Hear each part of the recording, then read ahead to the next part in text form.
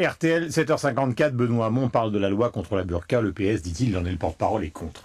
On ne fasse pas une loi dont on ne voit pas très bien comment elle serait appliquée. Et c'est la question qu'il faut poser à ceux qui sont favorables à une interdiction générale et absolue de la burqa. 1. Sur quel fondement juridique entendent-ils la fonder? Et 2. Comment entendent-ils la mettre en œuvre? Parce que si demain, on ne pouvait pas dans l'espace public porter la burqa, de quelle manière les forces de l'ordre arriveraient-elles à amener une femme à abandonner cette burqa? La pousserait-elle à retirer son voile? C'est une vraie question. Voilà donc le point de vue de Benoît Hamon. Est-ce que vous êtes du côté de Jean-François Copé dans ce domaine, c'est-à-dire une loi? Totalement pauvre parti socialiste, j'ai envie de dire. Avec ce genre de raisonnement, il n'aurait pas interdit le travail des enfants. Victor Hugo doit se retourner dans sa tombe. Je veux dire par là... Non, mais c'est très intéressant la réaction de Benoît Hamon. Ça montre à quel point d'ailleurs la gauche est totalement à l'écart de ce qu'attendent les Français. L'affaire de la burqa, c'est pas une affaire religieuse. C'est une coutume barbare, une prison pour les femmes. On a interdit de lancer En Angleterre, elle vit avec une burqa, tout le monde s'en fiche. C'est pas du tout le même système.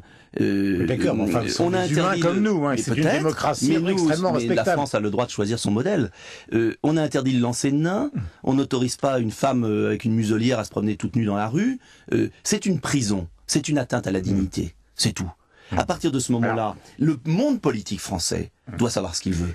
Et c'est l'intérêt, pardonnez-moi de finir ce point, c'est l'intérêt des musulmans de France de comprendre qu'il ne faut pas assimiler la burqa à la religion musulmane. Cela n'a rien à voir.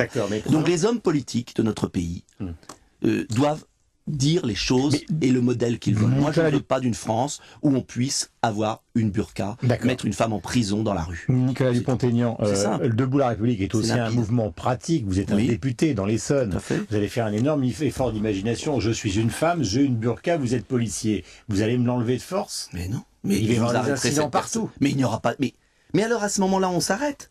Il n'y a plus de loi, il n'y a plus de République. Les policiers vont courir derrière les femmes. Mais attendez, les femmes qui ont la burqa sauront que c'est interdit en France. Elles iront vivre soit dans un autre pays, soit elles enlèveront leur burqa. Et on libérera beaucoup de femmes.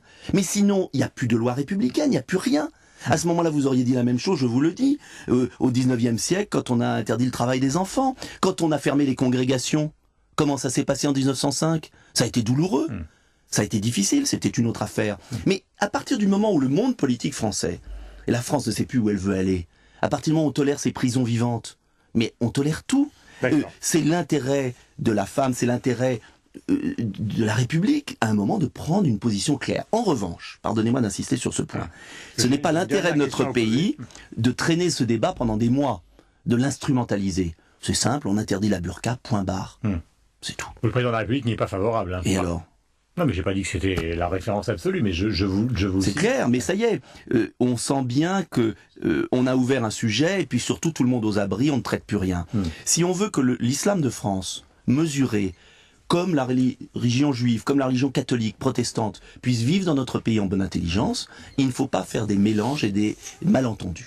Nicolas Dupont-Aignan, est-ce que vous êtes satisfait justement que le président demande un délai pour qu'on réfléchisse à l'instauration de la taxe carbone qui permette de maintenir la fameuse compétitivité des entreprises auxquelles vous tenez tant? C'est pas un délai, je pense que cette taxe carbone est morte dans cette forme. J'espère que les parlementaires ne la voteront pas. Et moi, je m'engage à tout faire avec les collègues pour ne pas la voter, parce que la vraie taxe carbone, c'est une taxe carbone aux frontières. Si on fait une taxe carbone en France, on incite les entreprises à aller piller l'environnement des pays émergents. La seule mesure réelle qu'aurait dû prendre l'Europe, d'ailleurs à Copenhague, là l'Europe existerait. Donc s'il y a une taxe carbone en France, il y aurait une délocalisation carbone. Bien évidemment. Et nous sommes le pays qui produit le moins de carbone. La taxe carbone, elle existe déjà. C'est la taxe sur le pétrole, et c'est la TIPP qui est la plus forte au monde. Donc si on veut véritablement inciter la Chine à changer de modèle et à éviter ce condominium qui s'est effectué à Copenhague, il faut que l'Europe ait le courage de dire, si l'on veut importer des produits en Europe, ils doivent respecter un minimum l'environnement. C'est tout.